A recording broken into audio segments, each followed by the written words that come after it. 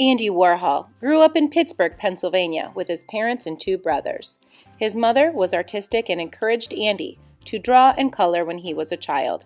He continued to like art, and in high school, he took art classes and went to design school for college.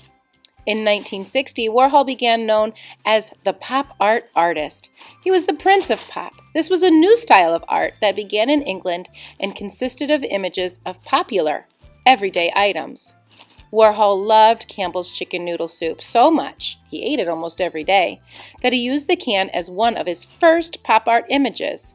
He sold many of his paintings, but found he couldn't paint them fast enough to make money. Soon he learned the art of silk screening. He loved using bright, unrealistic colors, and he made many silkscreen images of famous people, including the actress Marilyn Monroe and Mick Jagger. Andy Warhol printed bright graphic images onto a white background so the image would stand out. And in our lesson, we're going to replicate Warhol's printing style with a printmaking technique using foam sheets, paper, and tempera paint. Let's get started. When you get your sheet of white paper and tissue paper squares, start off by placing them on your paper with watered down glue. You can put your watered down glue on top of this thin tissue paper to completely cover the whole page. My goal is to spread it out with either warm or cool colors. You can see in this project I've placed on warm colors, yellows, oranges, reds, pinks, and now I'm going to set it off to dry. Now that I've got that done, I'm going to start working on making my styrofoam print. I'm sketching it very lightly right now, just so that I have an image placed on there without pressing into the foam.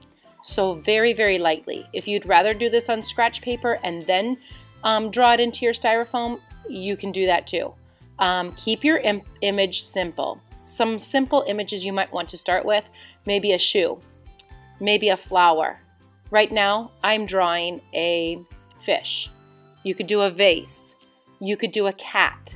But whatever it is that you're drawing, just keep it very simple. Something you feel very comfortable and at ease drawing. The styrofoam is difficult to draw in because you're going to need to press down very hard into the styrofoam, like I'm showing right now. Once I've got my image sketched out of what I want, press into the styrofoam so that your lines make a dent. When you touch it with your finger, you should be able to feel the line that your pencil is making. If you don't see that line, you do not feel that line, it's not deep enough. Sometimes students draw so thick that the pencil goes through the styrofoam. That's okay. I'd rather have it on too thick than not thick enough. I'm going to go ahead and finish drawing in pencil with into the thick styrofoam right now.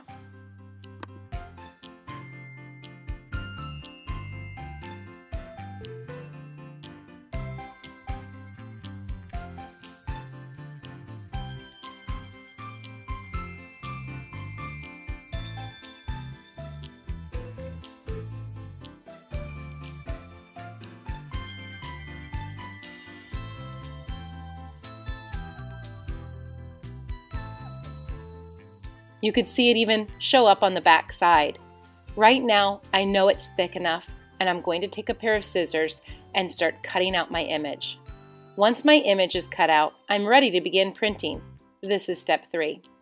I'm grabbing a scratch piece of construction paper or free draw paper, and I'm beginning with some watercolored markers. They're just Crayola markers, and I'm pressing that down onto the paper.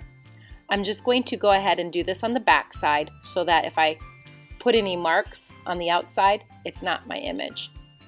You'll notice that I'm gently spreading the paint, or actually it's marker, spreading the marker onto the paper very gently.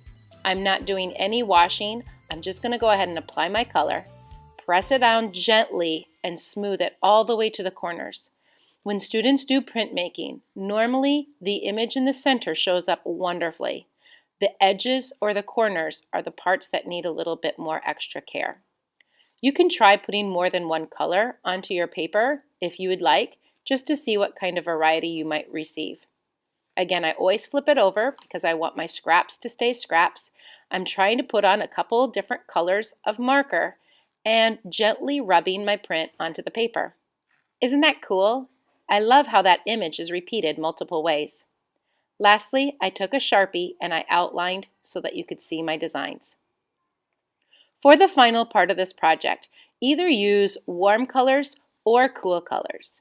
Since I used warm colors onto my tissue, I am now using cool colors onto my fish.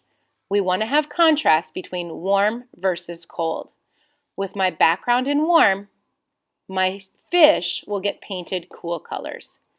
Now, my print, just like I did with marker, is getting done with paint. When I wash out my brush, I can apply a different color onto my fish.